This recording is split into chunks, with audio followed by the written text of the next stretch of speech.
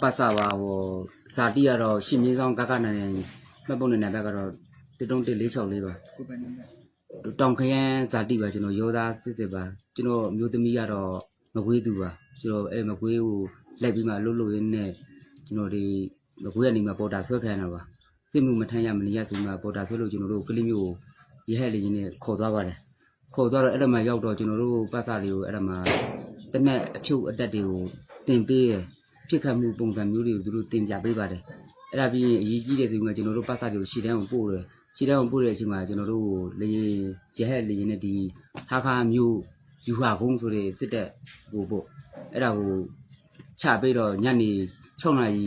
ခွဲဝန်းကျင်လောက်ကိုကျွန်တော်တို့ရောက်ခဲ့ပါတယ်ရဲဟဲ့ရင်နဲ့ရောက်ခဲ့ပြီးတော့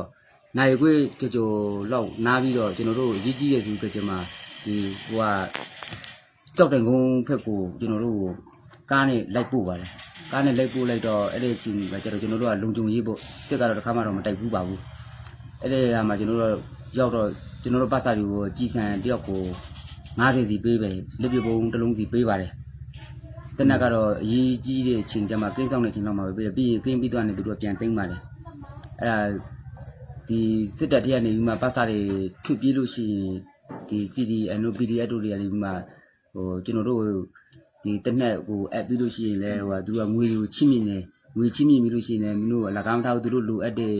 အချစ်လက်တွေကိုမေးမြန်းပြီးဟိုပြုပြီးဆိုလို့ရှိရင်သူတို့ကတခါတည်းတက်ပြတယ်ရှော့ပြတယ်အဲ့လိုမျိုးသူတို့စစ်တပ်ဝါဒဖြန့်တယ်တော့ဝါဒဖြန့်တယ်ဟိုအဲ့ဒါတော့ကျွန်တော်တို့ကလည်းမလုတ်ချင်မဲ့လူတော့မထူးတော့ပါဘူးဆိုဒီမှာ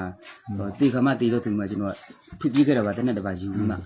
နှစ်ယောက်ထွပြေးလာခဲ့တယ်ထွပြေးလာခဲ့တဲ့အချိန်မှာဒီခါဒီရဲ့အဖွဲ့ကိုလူငယ်အဖွဲ့ဖို့ဗျာအဲ့ဒါကကျွန်တော်တို့မေတွေ့တော့သူတို့ကကောင်းကောင်းမွန်မွန်ပဲကျွန်တော်တို့ကိုကျူဆူပါတယ်ကျူဆူမှကျွန်တော်တို့စားဝတ်နေရေးအဆင်ပြေအောင်ကျွေးမွေးတယ်စောင့်ရှောက်တယ်အနေမပြုတ်အောင်အဲ့လိုမျိုးတွေဒါတနက်တည်းလဲကျွန်တော်တို့ကဒါအမှန်ကန်လဲအပ်ပါတယ်သူတို့စုလဲချင်းမြင်ပါတယ်ဟုတ်စုလဲချင်းမြင်ပါတယ်အခုလဲကျွန်တော်တို့မိဘတွေရှိသွားကြည့်နေရအောင်ကျွန်တော်အဲ့တောင်ခရမ်းကိုလဲဒါကျွန်တော်ဒီဟာခါလူငယ်အဖွဲ့ကနေပြီးမှကျွန်တော်တို့ကိုအိမ်မြန်အရောက်လိုက်ပို့ပေးပါတယ်ရိတ်စစ်ပြီးမှအဲ့ဒါကိုဒီစစ်တပ်ကနေပြီးမှထွပြေးတဲ့လူမှန်တွေများကိုတက်တယ်ဆိုတဲ့ဒီဝါဒကိုသူတို့ဖြတ်နေဟာကိုမဟုတ်ဘူးဆိုတာကိုကျွန်တော်တို့ပတ်စာတွေသိသိချင်းလို့ကျွန်တော်ကအဲ့လိုမျိုးပြောပြပေးတာပါနောက်အဲ့